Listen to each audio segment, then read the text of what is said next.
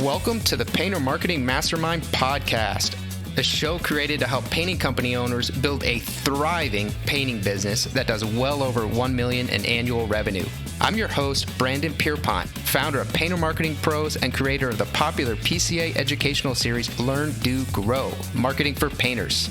In each episode, I'll be sharing proven tips, strategies, and processes from leading experts in the industry on how they found success in their painting business. We will be interviewing owners of the most successful painting companies in North America and learning from their experiences.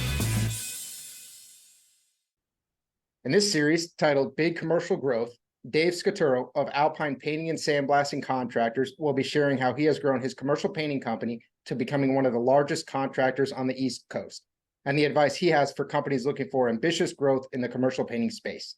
In episode 1, Dave discussed how to conduct effective commercial painting marketing, including some unique strategies and tactics that Alpine Painting utilizes. In episode 2, this episode, Dave is going to outline how you can set up your company structure for big-time growth.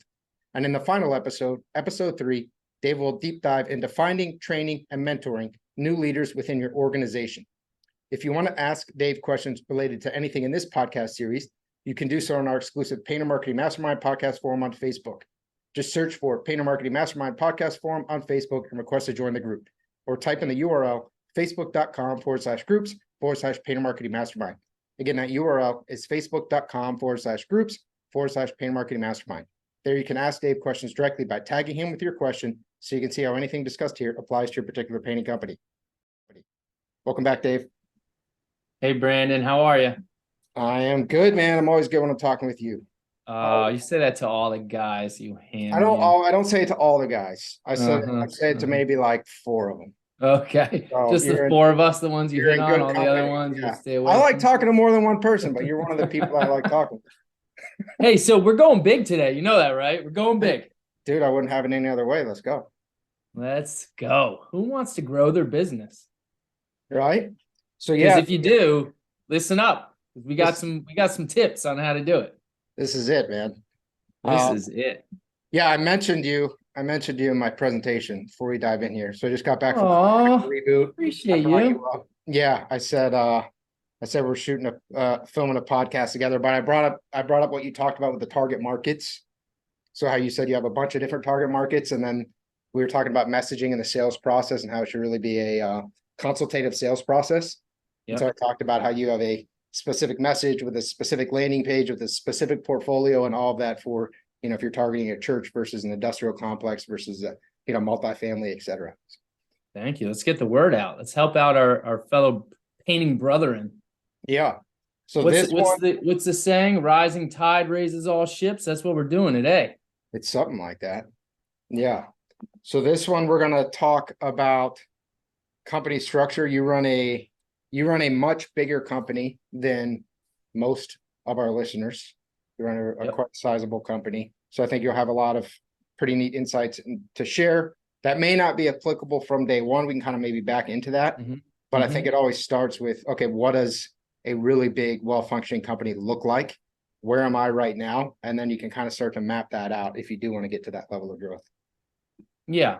Yeah, I mean, look, there's all different levels. It's just, I guess, how you compare yourself to the rest of the contractors out there. I mean, I sat alongside some contractors at the last commercial contractor event through PCA that were 4 or 5 times my size. And, I like to think that we're a larger contractor, but it's all perspective. It's, sure. I think you have to find the right company size growth for your comfort level, for your family, for your team. There's no one size fits all here. There's no bigger is necessarily better either. So we're going to talk about that. But, I think the goal for most is growth overall, right? Because if you're not growing year over year, you're probably dying. You're probably going backwards. You have to be focused on growth to some degree. At what level? Well, and how fast? I think that's really up to the individual. But I will tell you, we're in the people business, Brandon. And without the right people by your side, you're not going to grow because you can't do it all yourself. That's for certain. Yep. Yeah, I want to, before we kind of get into your org chart, which is, I think would be a good place to start. But before we get into that, I very much agree with you. If you're not growing, you're dying. You know, you're either always getting better or getting worse. There is no static in this world. So let's say, and I bring this up because again, at Contractor Review, someone actually brought up they were talking about different painting companies' goals. And this one painting company had the goal of being at 4.5 million in 3 years, in 5 years, and in 10 years. So the goal is just to stay at 4.5 million, which maybe that's actually what they want. But if you were talking to someone who, let's say, did want to stay at their current size, knowing that there might be churn or attrition, attrition of some kind or unexpected things happen, what would you recommend in terms of a growth goal if they didn't actually want to get that much bigger, but they also recognize, we're spinning around like a billion, miles a second throughout the universe, the earth, and nothing is static. We're on a moving, spinning, flying ball. And so the idea of staticness, it just really doesn't exist. Yeah, I'd caution them, right? I think you should always be growing your company. Like you should be growing as an individual. You should be growing your team. You should be growing your business. That concept of continuous education is important. But it should be slow and controlled. That's what I encourage my team. That's what I encourage anybody that'll listen. That you don't want to grow to the point where you have so many growing pains that you can't deliver on your promises, that you're not in line with your core values anymore. So every decision to grow should be measured. You should be analyzing what's working, what's not, because if you grow too fast, too soon, something's going to give, and you're going to end up not sleeping at night. You're going to end up having these growing pains that hurt so bad that you're going to want to reconsider some of your future decisions. So yeah. Slow and controlled growth is always the key for us, at least. You can definitely expedite some of that attrition and negativity if you grow too quickly and you don't have your operations in order. Dave, What is that behind you on the desk? That thing that looks like a spilt paint can. Thing that looks like it is a spilled paint can. Is it? You just leave it there? Yeah, I just you know what? I just dumped it down one day and I'm like, didn't go over this. It's a mock spilled paint can. It's an old Conlux spilled paint can. It's one of the many companies that Sherwin-Williams acquired throughout the years. And there's a funny family story for us that holds true, and that's why I keep that little piece of history around. I love it. Yeah, I had seen it on our last episode. And I meant to bring it up afterwards because I was like, I'm almost certain that that's a prop, that it'd be a random thing to be sitting there and spill. But I don't want to bring it up in case there actually is a spilled paint can behind Dave right now. Then I forgot, and then it's here several weeks later, so I figured it's probably a prop. We have little pieces of paint history throughout our entire office. That's one of them. One that you can't see above that on the rack is Dutch Boy white lead, and it's this little quart can, but it weighs about 15 pounds because lead is very heavy. But yeah, we have little pieces of paint history all throughout that kind of remind us of the past. We're lucky. Our company's been around for 48 years. So we've been able to acquire some unique pieces of history over time. That's cool, man. All right, so let's talk about your org chart, what your company looks like. Yeah. Our company's pretty big. At the top, and I think I should first start by saying our org chart is for this year. It's current time. It constantly moves. Every time you have someone moving up, over, or out of the company, the org chart change. It gets updated.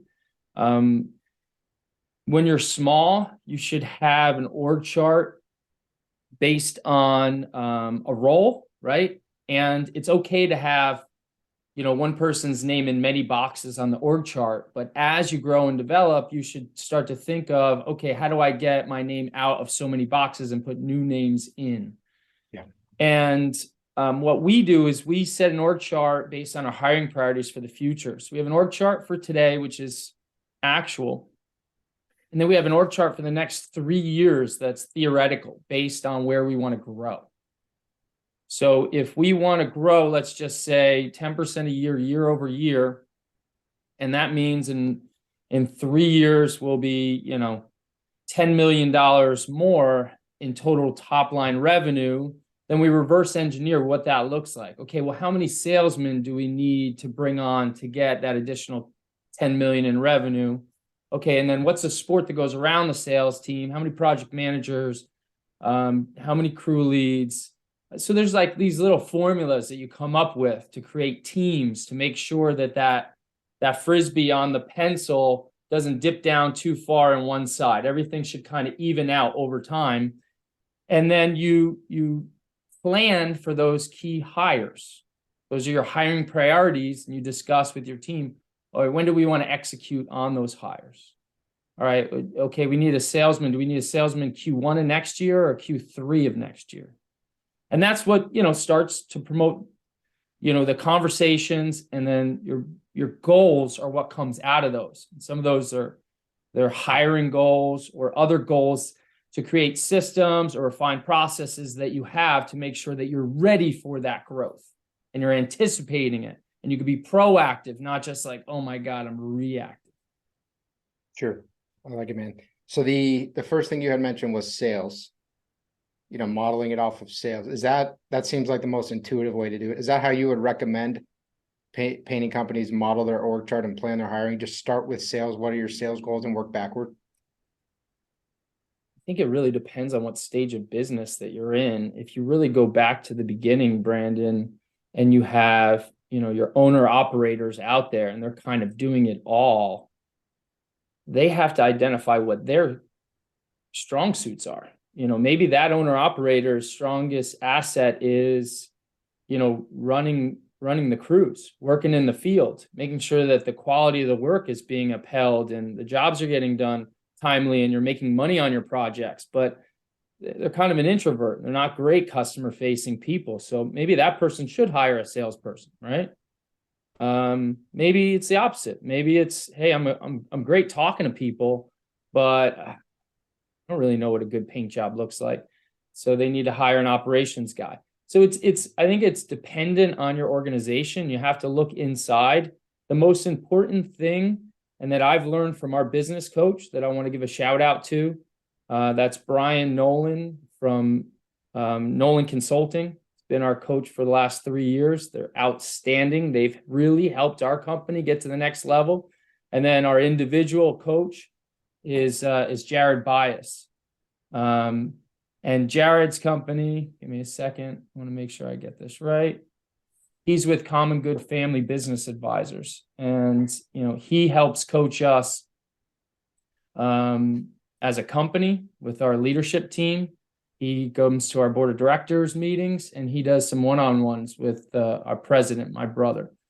So getting the right coach to assist your team get to the next level, I think, is invaluable, and I'd recommend every single person, no matter what size you are, to invest in a business coach.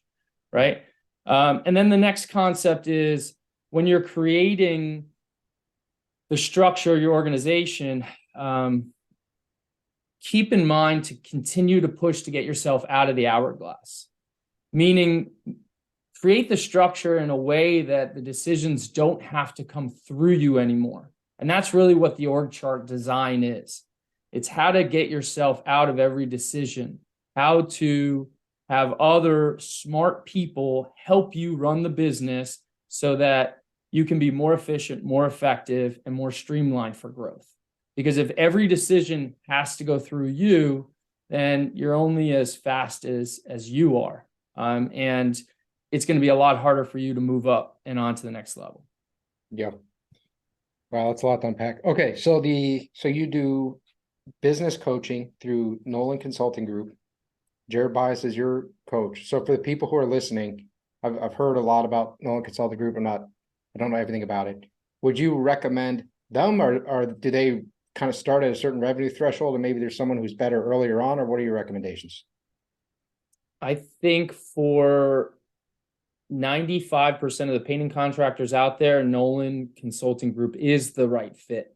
And they have contractors that are 1 million or less in total revenue right now, and they have contractors that are 45 million plus in revenue. So they've got the gamut.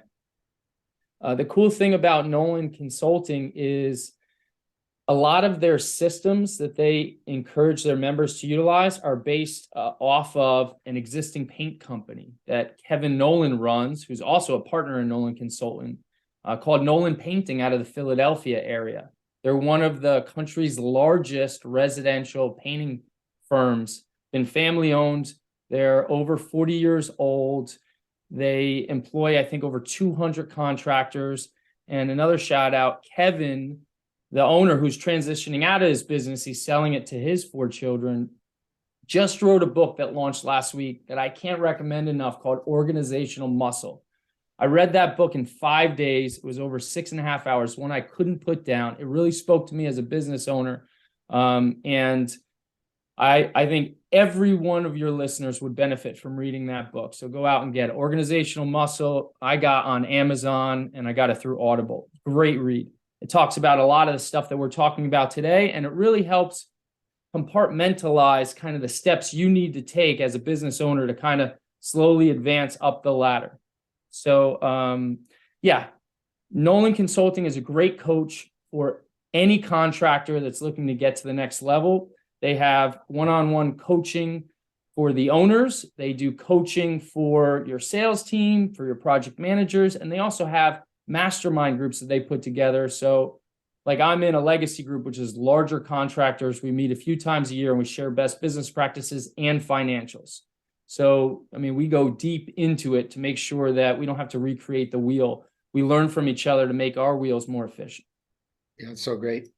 Yeah, I can't recommend business coaching enough either. So the people who are listening to this podcast, our listeners, they're investing in themselves, they invest in education, they're learning, taking the time to learn this stuff. But when you combine that kind of natural curiosity, getting stuff from the free podcast, things like this, and then you combine it with a more structured coaching program or more structured system, the results will really compound themselves. So if you're not doing something like that, obviously, if you're not a member of the PCA, join the PCA. If you're not a member of some sort of structured coaching group like Nolan Consulting Group, that can really, really help propel you.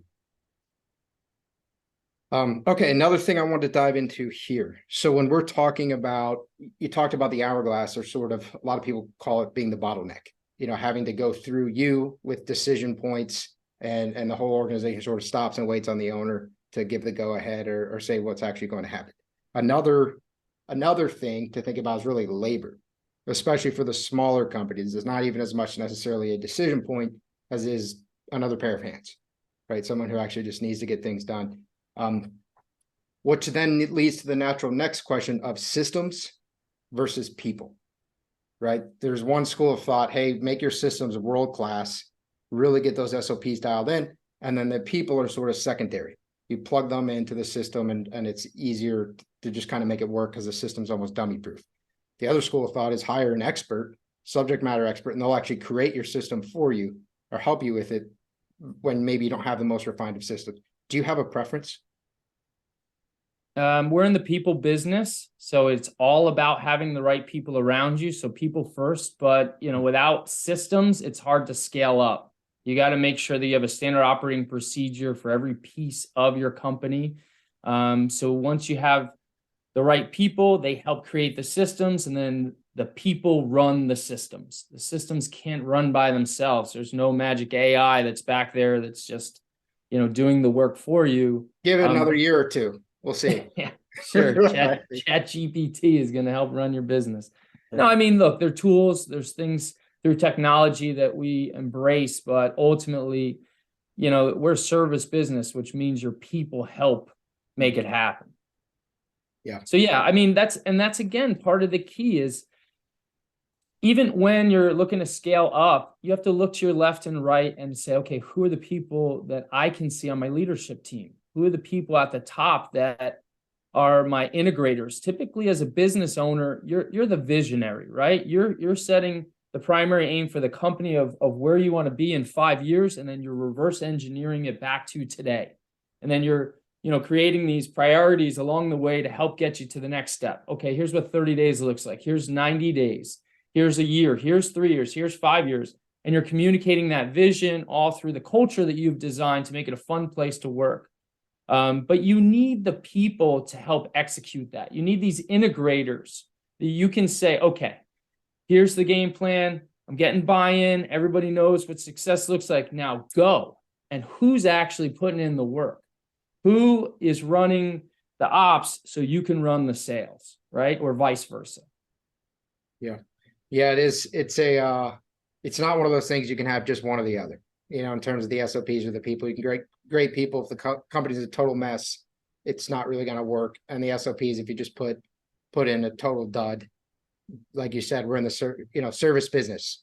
So a service business relies on people, relies on customer service, relies on all that stuff very heavily. So let's kind of back up and let's just make up artificial company, Bob's House Painters. Let's say Bob's House Painters is just Bob. Bob's out there. He's grinding away. He's working. He's got big ambitions. Bob wants to get we're talking about big company growth. So let's talk about 10 million. Bob just started. He wants to get to 10 million. What would you recommend? Again, recognizing every company is different. Every situation is different. What would a potential hiring roadmap for Bob look like if you sat down with him and he said, hey, Dave, I want to get to $10 million. What should my roadmap look like? I mean, the very first piece of any company and any real good business book will talk to you about this is mission, values, vision. Those things have to be in place before you can say, oh, we're scaling up, right? Because that's kind of like the building blocks. So, mission to me is like the why. Like, why are you doing this? What's in it for you? Why a painting business? How are you different? How are you providing value? What does it mean to you to do what you do? Why? Because that has to speak to people, because $10 million is a big company. And if you're going to get there, other people that are on your team need to know the why. And then your values. Okay, what's important? What do you stand for? When you have to make that really hard decision, it has to be filtered through a value system so it's in line with your company values and what's true to you and to your firm. And then the vision is, okay, 10 million in revenue, that's one piece, great. How do we get there? What is our geographic territory that we're going to be working in? Who is our target customer?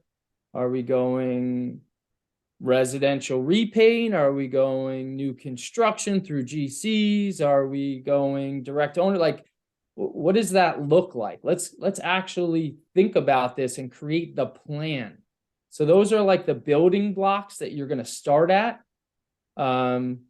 You're going to create this vision towards the future. And for us, after we had kind of our 5-year vision, then we start breaking it down and like, all right, what are the key priorities? Like what are the pillars that make up that vision, the building blocks again, but let's get a little more granular. And for us, the 4 key pillars to our organizational growth are growth, right?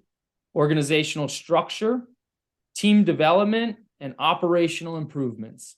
Those are the 4 categories that speak to the vision of our company.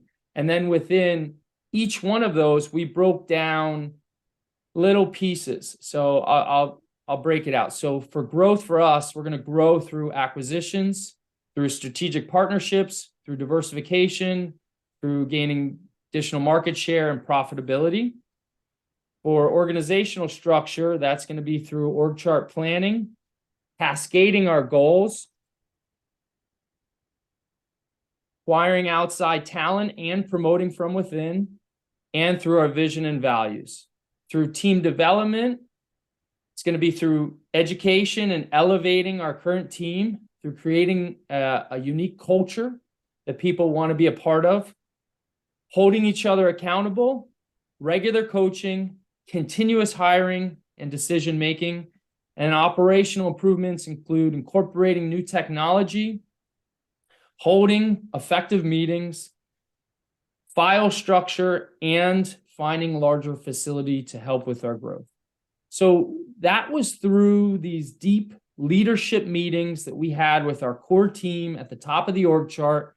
And we took a deep dive into different aspects of our business and said, yeah, this is what makes sense. And again, it's just another layer that we can look at these individual, growth lines and say, is this a fit or not? Does it feel right? Are we heading in the right direction? Is this in line with our values, vision, and mission? And now we can really analyze, okay, if we are to get there, what are the gaps that we need to fill in order to do so? And those gaps become your goals. Yeah. Once you get a certain amount of goals in place, you start, getting buy-in from the management team. You cascade those goals down through each individuals. And on our one-on-one meetings, you have each one of the teammates taking on a portion of that goal to help get it accomplished in the time frame that the leadership team expects. There's It's a whole plan. It's a whole process. Yeah. This is I kind of I threw it all up on you right there, but yeah. we can slow it down as much as you want. No, that's great, man. So we have a lot to unpack here. So going back to Bob, Bob says, hey, I'm new in business. I have big ambitions, right? I want to get to $10 million. The first thing that you really focused on is number one, $10 million is a big company. So recognizing the ambitiousness of the goal, first and foremost, but also recognizing that a big company, the values, the vision, stuff like that is probably much more important in a big company than it even is in a small company, because the owner doesn't have his or her thumb on everything. It's going to start to become its own entity operating really without the owner, whether or not the owner even wants that, just because that it's too big for the owner to control everything. So if you have not successfully instilled those values, like you said, driving decisions through the primary values of the company, if you haven't successfully created the vision and really gotten everyone bought in and understanding the vision of where you're going, things are going to start to really fall apart. Yep. And I think that's such an easy thing to overlook. Yeah, I mean, in our business, and I remember early on, I grew up through the business, right? My father, had the business in place even before I was born. So my whole life, all I knew was alpine painting, and watched my father kind of go through these highs and lows, almost like the stock market. And he would tell me even early on, as I started to work with him in my winter and summer breaks, that, look, Dave, not every year is a profitable year, and you're going to have good years and bad years. And we saw that. Some years he would make more money than he ever dreamed of. And then some years he would lose money, and he'd be like, all right, we gotta tighten up family spending. Let's go. Family meeting, everybody get together. It's going to be a tough next 3 months, guys. And we're like, okay. So it's like that's what happens in business. And you have to prepare for that. You have to prepare for, that rainy day, and the fact that not every year is guaranteed to be profitable. So the more you can create stability in the structure of your company and having a plan for slow and controlled growth, the better off you are at limiting that instability. Yep. Yeah. Slow and controlled growth, ensuring that your quality control is in place, ensuring that the right people are there with the right metrics, all of that. And I think the ups and downs just in general is its own good thing to understand, because we're all sitting here thinking about Bob with his $10 million painting company. You would think Bob's raking it in, right? Bob never has a financial concern again in his life, but maybe he actually does have financial concerns. When you have big companies, I think we all know as business owners, it doesn't necessarily mean you're making tremendous amount of money. Hopefully your company is structured well enough, but there are rainy seasons, there are downtimes. So don't think you're just fully out of the woods when you get to a certain revenue number, because that's not the case. Yeah, revenue is vanity, profit is sanity, which means don't chase that $10 million figure. That number means nothing to us. In fact, there are guys in our area, right, painting contractors, that are double our size, and we're friendly with them. And through conversation, when we start talking about their business dynamic and, customer base and profitability and gross margin and net profit and all this, you find out that, they're double the total top line revenue, but at the end of the day, their gross profit and net profit is half or at the same as what you are, right? So if you're at 40% margin for gross and they're at 20% margin for gross, but they do double you, they're making the same amount of money that you are, but they have double the amount of projects, double the amount of headaches, probably not servicing their customers as good as we can because we have more control. The top line revenue means nothing. Be at a a point where you can make enough profit so that your company can continue to grow, that you can have stability and a comfort level as far as overhead and management, so that you can service your customers and be the best version of yourself. Just because you're 10 million doesn't mean you're making money, right? You know, not opening up the books and seeing, like you just said, just because you're a big company doesn't mean you make money. They don't correlate the same. Be a well-run company, be a well-structured company at any revenue point. That's what you should be focused on. Yeah, that's great advice. Yeah, revenue, at least some minimal scale, you know, whether that's maybe 500,000 or whatnot, to where you can actually get some people in the business helping you, gives you options. You get to some minimal scale, you can afford to bring on a person, 2 people, you can start to get help. Above that, it's really a nice to have. So your focus should really be first and foremost on getting your house in order, so to speak, and then growing, not vice versa. And I think we get so hung up because it's just an easy metric. I mean, obviously I'm super guilty of it. It's what the whole podcast is based on, right? Painting companies that do over $1 million a year in revenue, because those companies that do, they figure something out. They're usually not a total dumpster fire. They're usually doing all right. And a lot of people aspire to that, but it's super important to recognize, to see that goal through a clear lens, not a rose filtered lens. So, you know, when you get there, you want to make sure you get there the right way.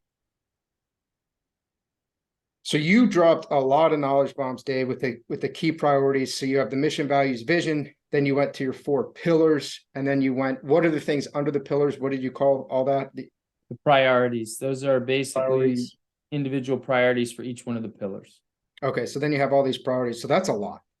That's a lot of stuff you put there. How do you guys implement that in your day-to-day? Is that, hey, you're going to review it quarterly? How do you actually, all those different priorities that you have, their acquisitions, for example, organizational planning, you know, team development, how are you guys implementing that?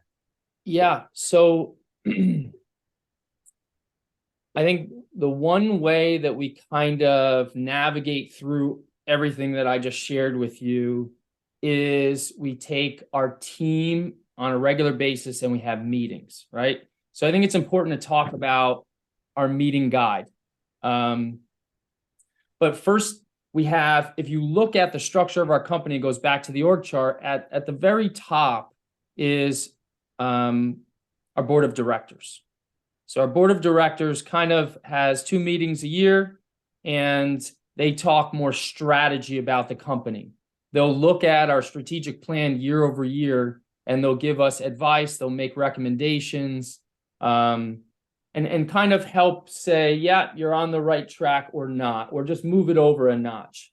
In June, at the last meeting, we have a meeting coming up in less than a month for the end of the year with the board of directors. But in June, we were crushing it Q1, Q2, and they said, yeah, we're moving your top line revenue up. I think you could do more than what you're shooting for. And we had a restructure based on their recommendations. So, you know, the goal was X, and now it's going to be Y. And in turn, we had to hire a few more people in order to do that. And that was like a push goal, but I'm glad they did, because we are on target to hit that new push goal now. And if it wasn't for them kind of, you know, giving you a little boost and encouraging you and challenging you, we wouldn't have got there. So that was great. Below them, we have our leadership team, and that comprises of the president of our company, who also holds other titles on the org chart. He's the head of people and process, which is our HR division. Myself as director of marketing, I also hold a few positions. Ben, our other owner, so the 3 of us are equal owners. He's director of sales. And then our director of ops is a guy by the name of John Prego, great individual. So glad he's on our team. And the 4 of us make up the leadership team. And we have monthly meetings with a facilitator, our business coach, Jared. And we talk through kind of the strategic plan. You know, what do the next 90 days look like? What are our priorities? How do we refine our goals and make sure that they're being accounted for? Management team meets 4 times a year. One of those we just had, which is a strategic meeting. So in Q4, we talk about the gaps of the company based on those priorities. and we brainstorm for a full day about how do we fill those gaps? What are some of the goals that we need to create to fill these gaps to help get us closer to our vision? And we're getting buy-in from all the key managers of the company. And then it goes back to the leadership team, goes back to the management team. And ultimately, within about 3 months, we put this thing into a blender and we come up with our 40 key goals for 2024. And that's the 5-year guiding document that gets rolled out at the beginning of every year, which talks about what 5 years looks like. We reverse engineer it to today, and it has our 40 goals, and everyone in the company has a responsibility to hit a portion of those goals. In fact, there's names associated to each one of those. Typically, it's a manager's name or a leader's name next to it. But within these goals, there's many tasks that can be a part of a larger goal. And it trickles down, it cascades down to every individual so that their one-on-one meetings, they know what their tasks are to help accomplish the goal. So it all kind of flows back up. Everybody owns a piece of one of those goals, and we're monitoring over time if we're on task or not in order to hit these goals in the right time frames. So you said 40 goals. Yeah, 40 goals. How did you guys come up with that number? It was just a number that kind of organically came to fruition. Every goal has to be SMART. The acronym, like specific, measurable, attainable, realistic, time bound. So it has to be like a real tangible goal that you can acquire, but the 40 felt like it was the right number. The first year we tried, we didn't do well. We got a little more than half done. About 27 were complete. And this is still a new strategy for us. This is only about 3.5 years old.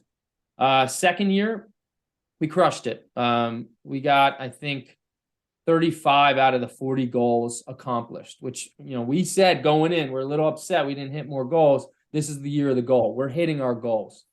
And then this year, they're about to be rolled out, for 2024. And again, we have about 40 goals. They're pretty ambitious, and we're excited about them. And we get the whole company jazzed up and behind these. These are socialized goals. These are goals that people take ownership of. They're absolutely obtainable goals. And we get buy-in from the whole team to make sure that these aren't just, 4 people that are responsible for completing it. This is throughout the entire company. Everybody's got a piece of the pie. Yeah. So when you get the buy-in, you spread this to everybody, they get excited. Do you do any sort of incentive-based compensation, any sort of competitions, anything like that? We are not a huge company that surrounds themselves on like comp plans regarding like, if you do this, you get a pay for performance for that. The one thing we do is we pay our people very well. We have really good compensation plans that include bonuses, but it's not broken down to the level that it's so complicated, so hard to manage that it's you need 3 people to work for you just to manage a comp plan. But the one thing I will say is at the end of every year, if we are successful, we take about half of the profits of the company and reinvest them back into the business as far as equipment or into a fund to find future investments like a new building for our welding division or a new office so that we can expand and grow. And then the other 50% of the profits get distributed up by all the employees for bonuses. And it's currently on a discretionary level, but we analyze with the help of every one of the managers of like who's crushing it, who's not, who's hitting every one of their goals, who's falling behind.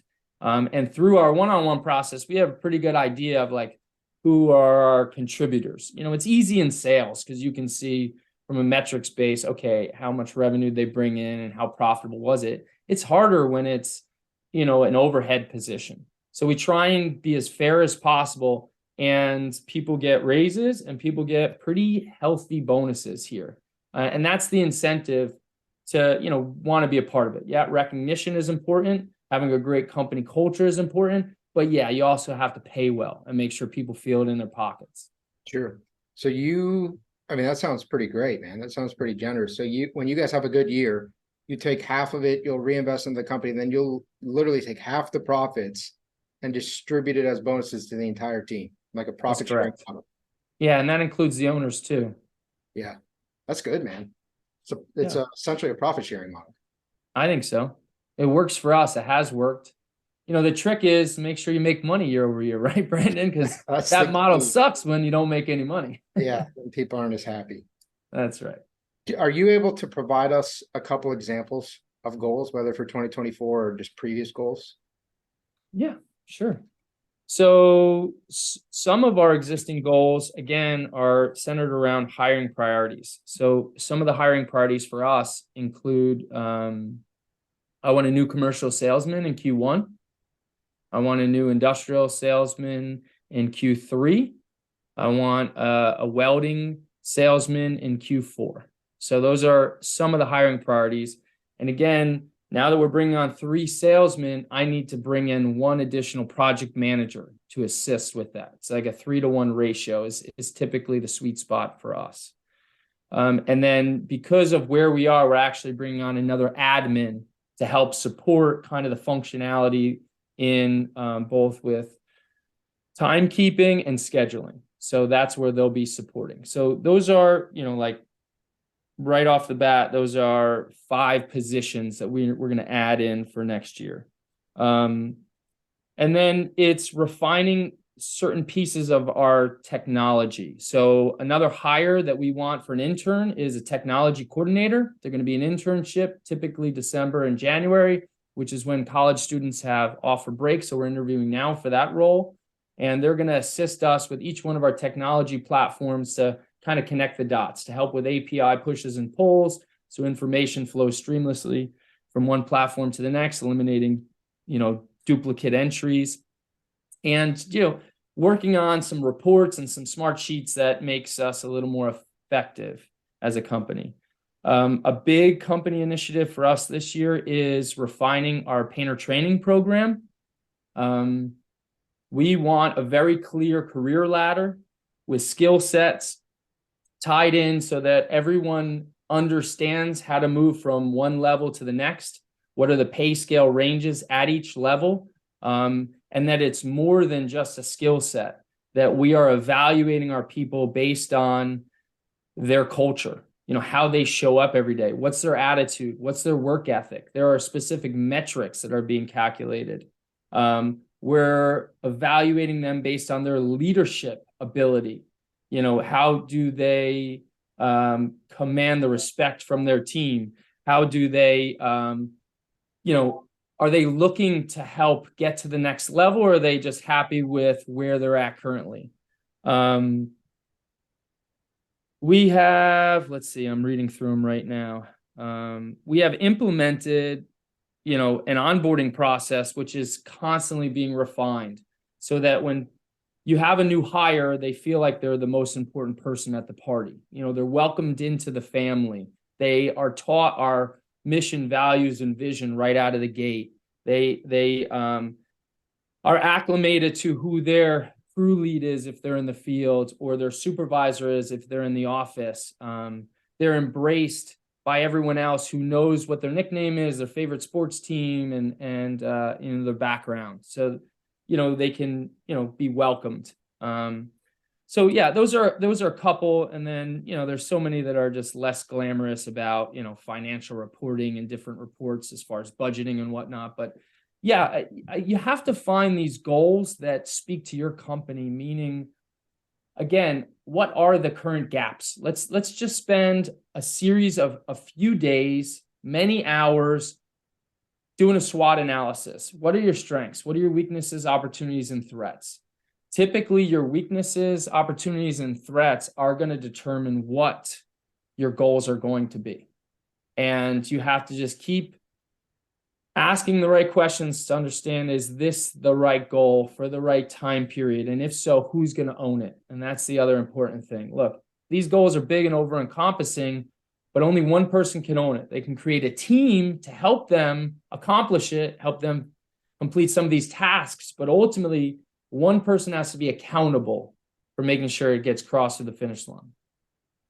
Yeah, the accountability is huge, man. This is amazing. A lot of gold nuggets in here. So were you involved in the PCA painter training development?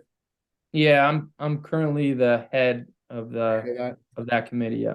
Okay, figure we'll put a plug in there. So PCA does have painter training. I know, Dave, I think you might even be adding more to it. But if you are a PCA member, if you're listening and you're not a PCA member, included in membership is actual painter training course that you can take and give to your team. Yeah, I mean, we utilize that for my craft workers. You know, that's the skill sets that we incorporate align directly with those videos. So when they look at their position description and the career ladder, and it shows that they have to, you know, master masking and taping, then it correlates them to watch a video to kind of get an understanding of what's involved, learn some tips and tricks. And then their crew lead has to verify that, yeah, they can successfully complete that task in the field. So there's just a series of different checkpoints that, you know, you're going to grade them on. And painter training through PCA even has an evaluation form that we started using and customized so that you can say, okay, yeah, here's the skill set. And did they get a 1, which is outstanding, or did they get a 4, which is insufficient? And then you can grade them over time. So yeah, huge plug to PCA for creating painter training, because that's, again, a tool that we use to help train our guys in the field. Yeah. And for everyone listening, you know, don't get overwhelmed. We're talking about structure for big time growth. Dave's company is very, very big. It's probably a lot bigger than yours. Don't get overwhelmed. Take the concepts, take the understanding, apply it to your business, be patient with yourself. But one of the things, Dave, that you said was this onboarding. We don't really think about onboarding for employees or team members that much. We typically will think about what's a customer experience, what does that look like when you engage them. But when we bring on a new team member, we're not as focused in it. And this idea of just treat hiring like sales all the way up until the onboarding, till how you actually treat your team member, that's huge. And it's something that big companies like Dave's do well. Yeah, we're going to actually talk about that in our next episode, right? Yep. Where we try and develop your next level of leaders, how you mentor your team to step up in an organization and really help produce. And that's through clarity, and that's through support, and that's through having a great culture so that they feel that they're part of something that they believe in. And that's really important. A lot of companies, Brandon, always say, oh yeah, customers are number one. Yeah, our customers are number one, but guess what? Our employees are more important than our customers. Make sure your employees feel the love as much as your customers do, because they're the ones supporting your customers ultimately. Yep. Yeah, we have had we had a run-in, I remember at Painter Marketing Pro some time ago. I think it was about a year ago. There was a partner, we call our customers partners. There was a partner being particularly difficult to the point it was borderline inappropriate with one of our team members. And I had to step in and take a hard line, you know, essentially siding with our team member. We ended up parting ways with that partner, but at that point it was time to do that anyways. But it ended up being a positive thing internally, because when you can show your team, hey, I have your back, they are much more prone to have your back and become much more loyal and excited about working at your company. So do take that line that your team really is number one. The customer's kind of number 1.2. There you go. Right. We don't want to call them number 2, but you have to value your team. You have to respect your team, because happy employees, happy team members make for happy customers. They make for a healthy company. You said it. Another thing. So as you know, Dave, I'm always trying to drill down, right? Like on this podcast, my whole focus is what can listeners take and then apply directly. I try to really, really drill. And you don't know what you don't know. So as we're listening to you talk about your org structure, to you talk about all these different meetings and goals, and you know, some pretty sophisticated, heavy stuff here. A lot of thoughts obviously been given to it. And someone's listening, maybe they're in a much smaller company. Maybe it's $1 million, maybe it's $500,000, whatever it is. How can they even sort of map this out in their head? Obviously, what a coaching program, would that be the way to do it? Are there any resources they can do on their own? Coaching. Yes, absolutely. I mean, look, I look back at the history of our company, and through bootstrapping, through a lot of hard work, a lot of imbalance, right? I didn't see my father a lot when I was younger because he was constantly trying to grow this company. They made it, right? It sure will. But I wouldn't recommend that for anybody today trying to start their business. I think family and work balance is really important, and it shouldn't be one at the expense of the other ever. So for me, having someone to help hold me accountable, having someone to keep me pointed at that North Star is vital for us to step up and get to the next level. I mean, we're already an established company. We already have a lot of systems, but you don't know what you don't know. So when we had a coach that came in, was like, all right, let me analyze what you have. Yeah, you have a lot of great things, but you're missing this, you're missing that. I would recommend you reframe and restructure. It made all the difference in the world to us. And there were a lot of things, Brandon, at the beginning that they didn't click. I had to hear certain concepts 2 and 3 times before I'm like, oh, that's how I apply it into my business. Oh, that's where it makes sense for me to pass the information down. That's what they mean by cascading it down 2 levels so they understand it. To be a better leader is to be a better delegator. It's almost a different mindset. You have to get out of, oh, I can just do it better myself, into I'm going to be a coach. I'm going to be a mentor. I'm going to take more time than what it should take to teach somebody how to fish so that I don't have to keep catching them fish in the future.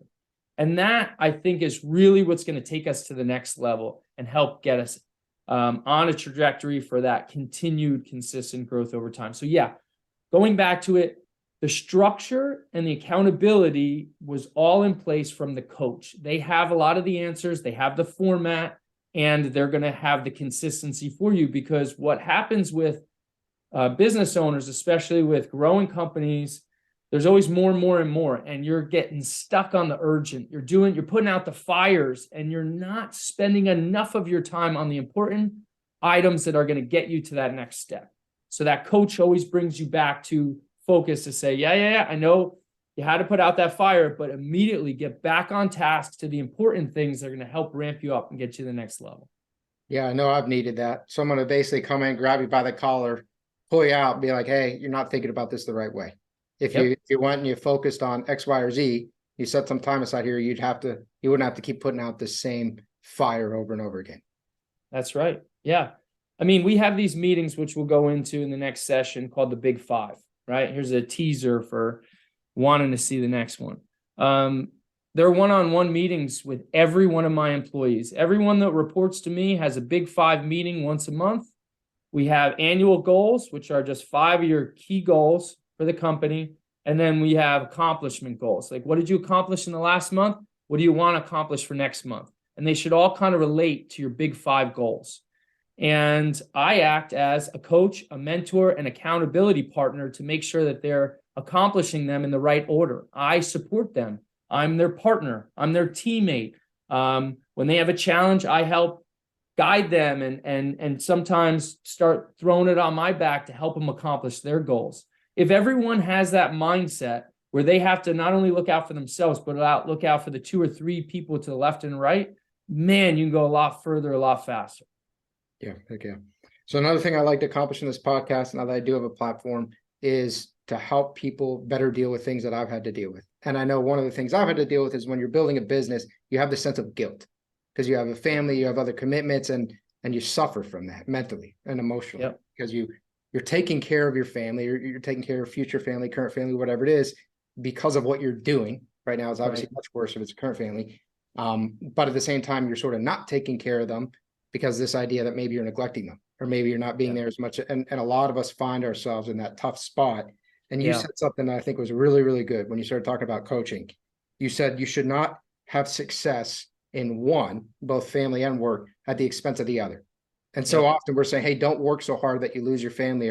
But you're also saying, hey, don't go spend all this time with their family and you lose their financial future and their freedom and you can't take care of them. And the way that you can balance those 2 things and not lose either is through maximizing your time and your efforts. And you do that through mentorship, through coaching, through being more efficient so you can get the same amount of progress done with working fewer hours.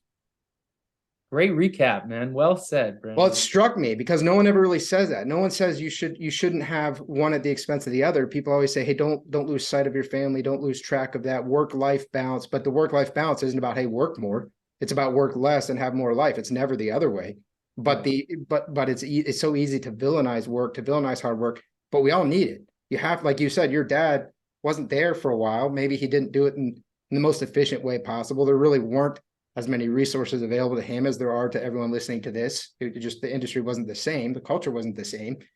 And but now he made it. You said he made it. He got there. And now you have this company that you've been able to continue to grow with your family. You guys have a lot because of the sacrifice that he made. So you don't want to overly sacrifice if you don't have to. It does require some sacrifice. That's okay. You can know that it's okay, but try to be as efficient as possible. Don't be stupid in your growth.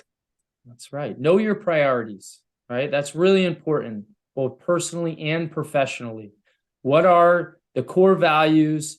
What are the things that are most important to you that you will not sacrifice? You know, and I put out not only goals for our company that align to me specifically, but I have goals for myself personally that I need to hit so that I am holding my truths to myself and to my family.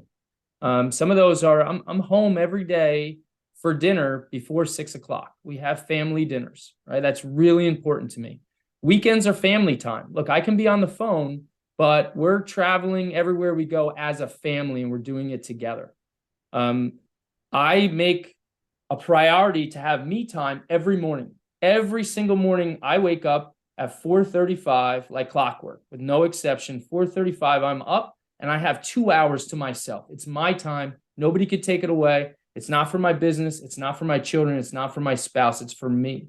Because I feel if my cup is filled up tall, I will have enough to fill up all the other people I love around me. So you have to create these routines, these disciplines in life, to know your priorities, to write them out, and to put them on your calendar in a time block, prioritized method so that you know you're hitting success, that you have a scorecard that you can keep track of. Are we on task? Are we not? And then having a good team around you, whether that's a coach or a business partner or a key leader that's also encouraging you and holding you accountable. And get your ego out of the way. Because if that partner comes to you and goes, you know what, man, you really missed it this last week, don't take it as an insult. Take it as that's a gut punch I needed to step back up and get back on track. Yeah. I've done something similar. We call it kind of non-work time, or like sacred time. You carve that time out. Family dinners is huge. It's been proven that it's actually really important for the development of the family and kids and all that. So family dinners, we have something called Sunday Fun Day, no work. So have those. If you carve out those times, no matter how much you're working, but you honor them, then you don't totally lose yourself in the process of building your business. That's right. Dave, is there anything else you want to add on building your structure, setting up your company structure for big time growth before we wrap up this second episode? I would say invest in your people. Again, I can't stress this enough. We are in the people business. As a service company, you are only as good as the people you surround yourself with. So make sure you're hiring the right people, have a strategy to do so. Make sure that they're very clear on the expectations for your company through position descriptions, through these one-on-one meetings, through having clear goals for them, and then help support them. Help encourage continuing education in each one of your teammates. Encourage their growth in the organization, both personally and professionally. If you invest in your team, it will pay you back in spades. Thank you, Dave. Appreciate you, man. I'm looking forward to episode 3. Yeah, me too. If you want to learn more about the topics we discussed in this podcast and how you can use them to grow your painting business, visit paintermarketingpros.com/podcast for free training, as well as the ability to schedule a personalized strategy session for your painting company. Again, that URL is paintermarketingpros.com/podcast. Hey there, painting company owners. If you enjoyed today's episode, make sure you go ahead and hit that subscribe button. Give us your feedback. Let us know how we did. And also, if you're interested in taking your painting business to the next level, make sure you visit the Painter Marketing Pros website at paintermarketingpros.com to learn more about our services. You can also reach out to me directly by emailing me at brandon@paintermarketingpros.com, and I can give you personalized advice on growing your painting business. Until next time, keep growing.